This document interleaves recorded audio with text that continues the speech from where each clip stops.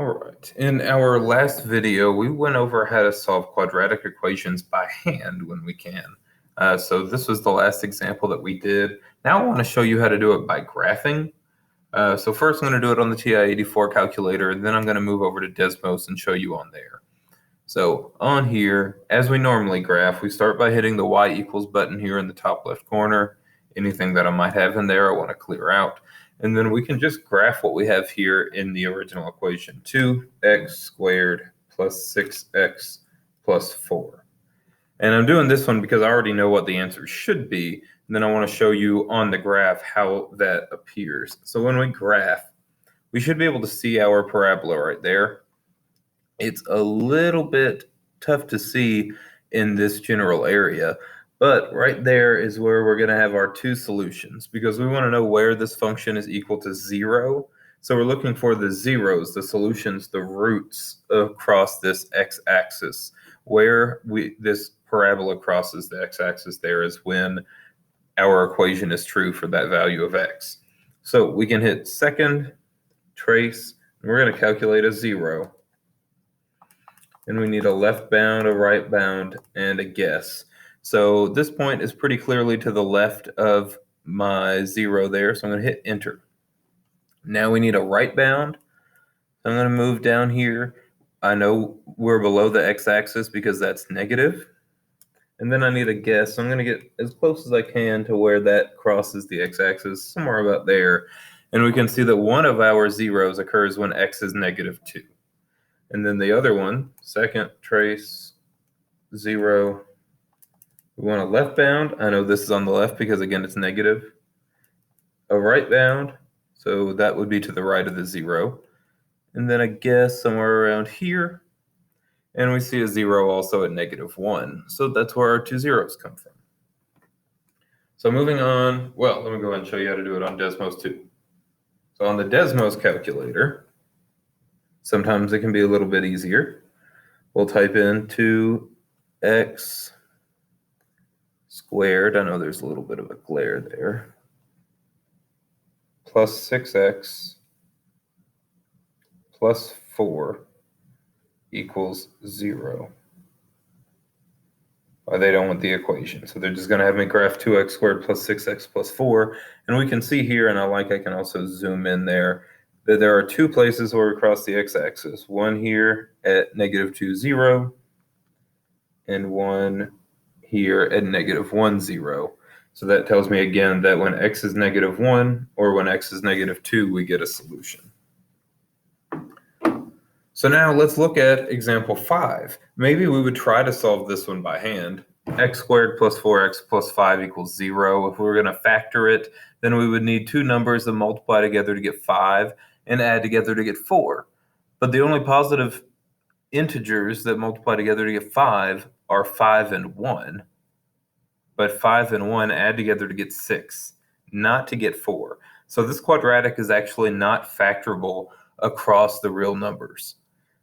So if we graph this instead, because we know we can't factor it by hand, we can try to find our solution. X squared plus 4x plus 5. We want to see where it hits 0. In this case, this parabola never hits the x-axis, so there are actually no real solutions to this problem. That is possible sometimes. There are some imaginary solutions in there, but no real ones.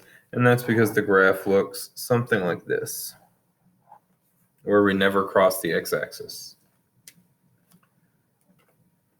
And we'll be able to see the same thing on the Desmos calculator. X squared plus 4x plus 5.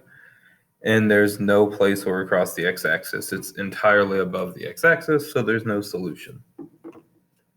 Or at least no real solution. So now let's try a similar one. X squared plus 4x plus 1. Again, we can't factor because the only way to multiply positive integers to get 1 is 1 times 1. But 1 plus 1 is 2, so we don't get up to 4 there. So we're going to try here to graph x squared plus 4x plus 1 instead. And that's going to move us down far enough that we do have zeros. So if I hit second, trace, calculate a 0, let's do the one on the left first. We get about negative 3.7321.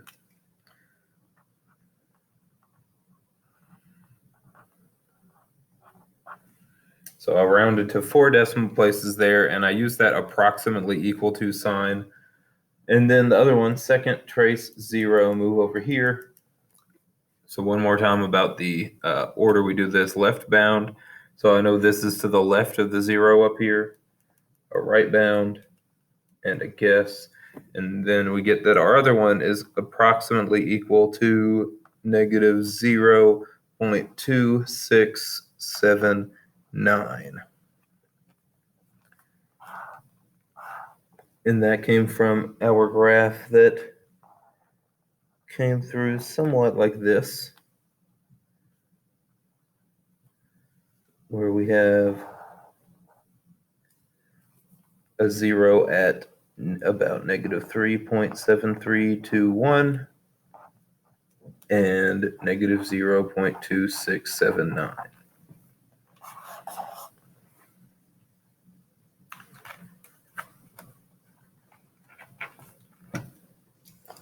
And lastly, well, again, I guess I'll do this for you on the Desmos calculator. So we've got 6x squared. Yeah, let's just do this one on the Desmos calculator. 6x squared plus x minus 2. So we want to know where this is 0. We've got two places at about negative 0.667 and about 0.5. So we can show what that looks like on a graph here.